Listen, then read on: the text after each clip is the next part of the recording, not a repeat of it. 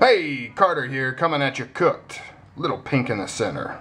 Sorry, that was a homage to El Marshall. But this video is going to be the conclusion to the Pakistani Damascus blade. Well, it was hard use, but after this last video, it's kind of gone more into the torture arena. But I gotta say, guys, happy I did that last test where I threw it into that board of compressed dinosaur. I was starting to get a little worried. This Pakistani blade was performing a little too well for my comfort, if you know what I mean. And I'm sure you guys felt the same. You're getting a little nervous, but lo and behold, we do have failure. Look at that. That is, hey buddy, that is bent right there. And it is, look at that, it is moving, and that is because it is not constructed well at all. You can see kind of the gap in there that they probably filled with glue or cement or something. I imagine the tang probably only goes in a little ways. Maybe what I'll actually do is keep working this off camera, see if I can actually, oh, it broke. It actually broke off the tang, so that's a pretty small tang. Goes in there. So actually there's not really a gap that I thought there was. It just, you know, when I threw it at the board, the impact was enough that it bent it and caused it to break. Let's see if we can get a close up here. Of course, this all has to be taken with a big grain of salt, because I have no idea how another blade would hold up against that. I guess I could do some tests. But yeah, other than that though, it held up well. The tip did end up getting bent a tad. You probably can't see it, but it did get slightly bent from when I was doing the prying the whole thing. But the edge held up pretty well against the batoning. So it looks like the weak point is actually the construction. The steel, as a usable steel, seems fairly okay. I don't know. That's interesting. That seems like a little tiny tang right there, though.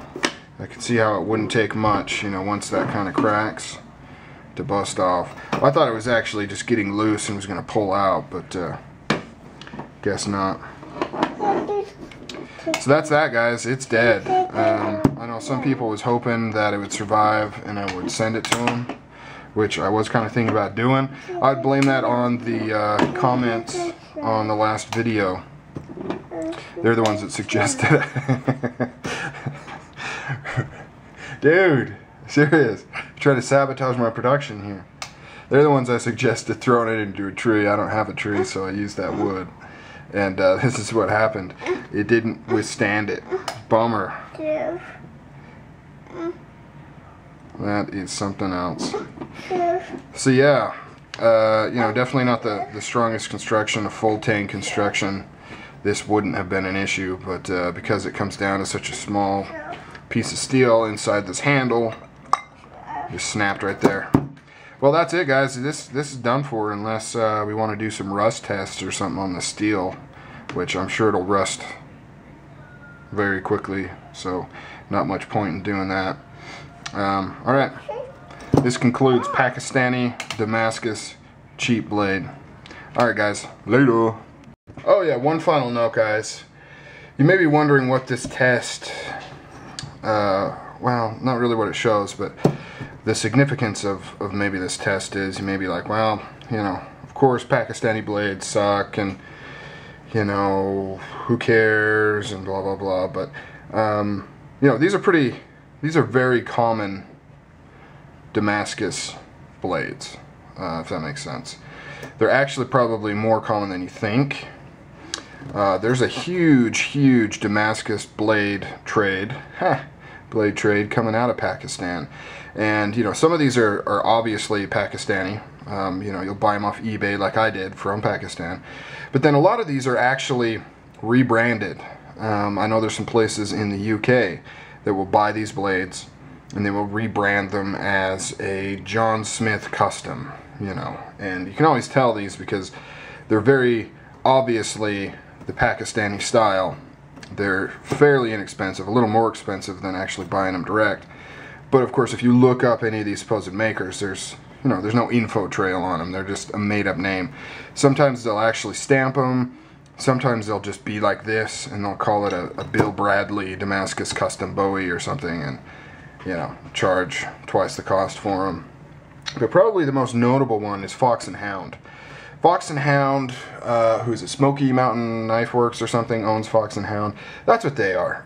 They're Pakistani blades that Fox and Hound or Smoky Mountain or whoever buys in bulk, ships them over, stamps them, and then puts the Smoky Mountain name on them. You know, so if you have a Fox and Hound blade, I mean, this is essentially what you have. It's a Pakistani-made Damascus blade.